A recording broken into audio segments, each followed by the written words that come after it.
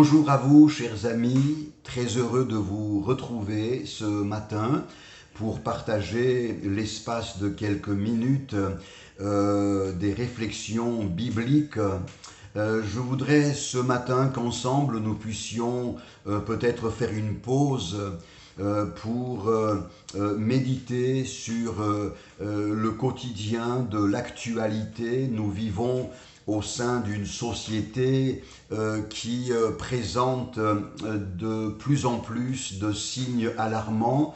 Le monde n'allait pas bien, mais nous pouvons constater qu'il va de moins en moins bien.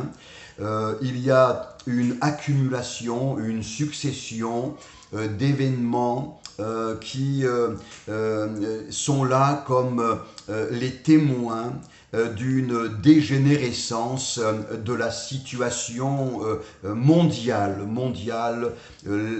en matière de santé, en matière d'économie, en matière de politique, en matière de sociologie. Il y a tellement de signes forts que le monde est malade. Et on pourrait se poser la question de savoir que fait Dieu au sein de cette actualité morose, agitée et anxiogène.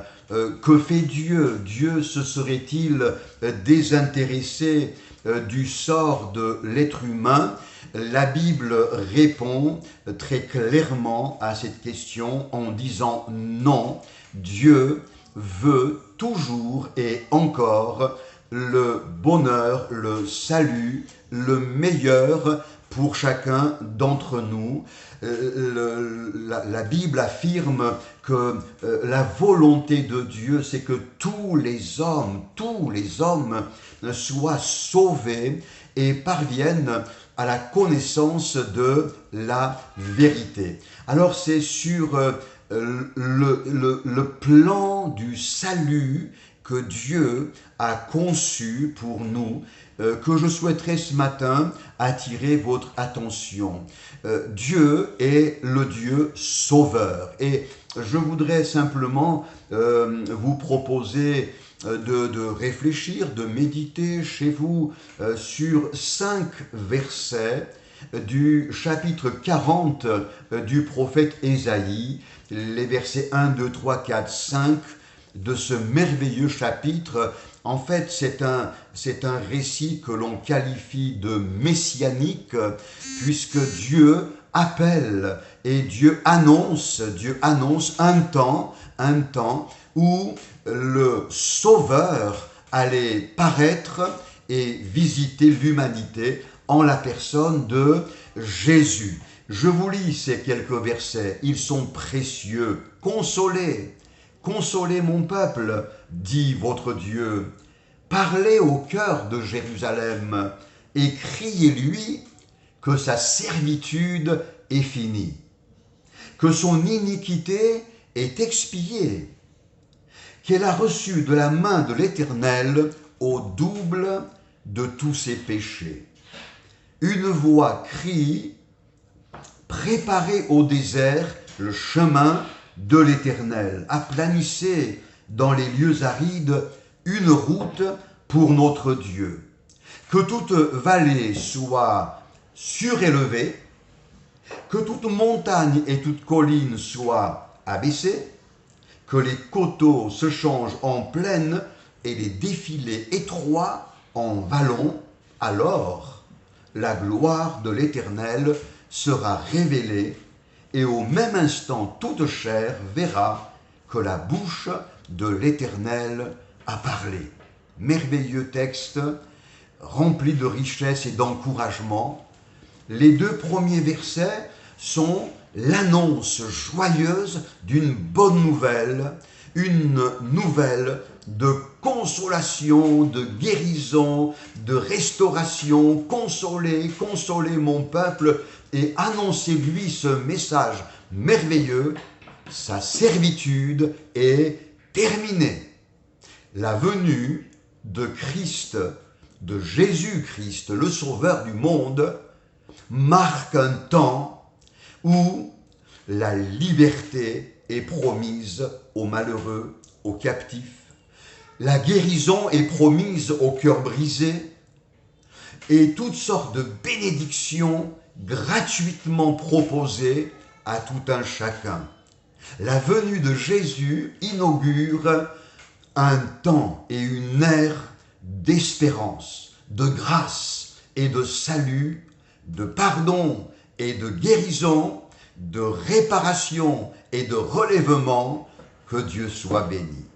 Et puis il y a les deux autres versets, les versets 3 et 4, où il est question de préparer le chemin du Seigneur. Oui, parce que, voyez-vous, notre cœur, d'une manière naturelle, n'est pas forcément disposé à accueillir le Sauveur. Il y a besoin en nous de laisser Dieu changer, transformer, agir, œuvrer.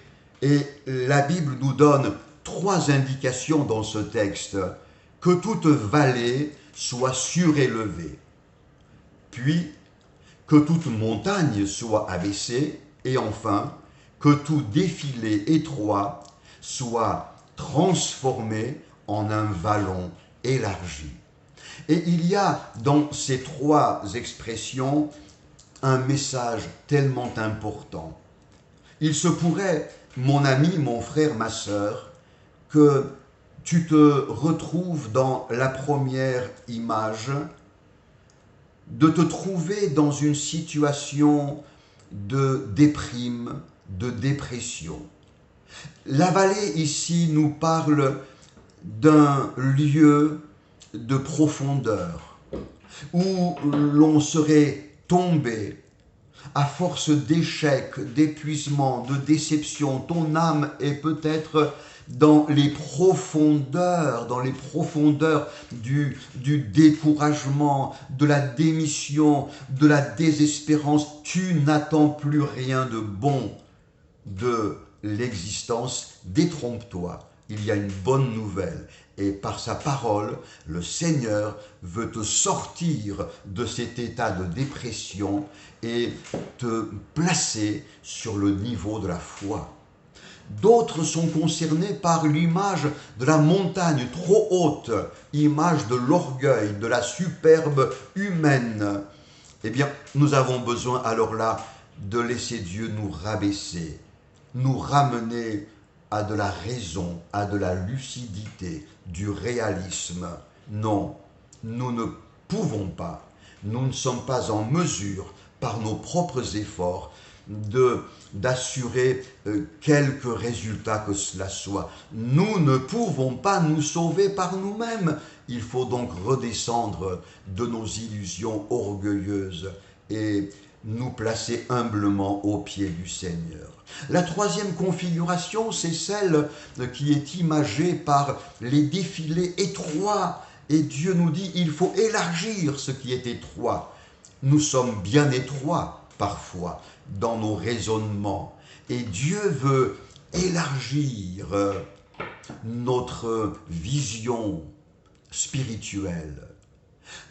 Dieu veut nous sortir de nos projets étriqués, de nos pensées humaines très rétrécies. Et Dieu veut nous amener à concevoir, à espérer et à attendre de grandes choses de sa part. Et puis après ces 4 premiers versets, le 5e qui est absolument sublime et qui annonce qu'alors la gloire de l'Éternel sera manifestée.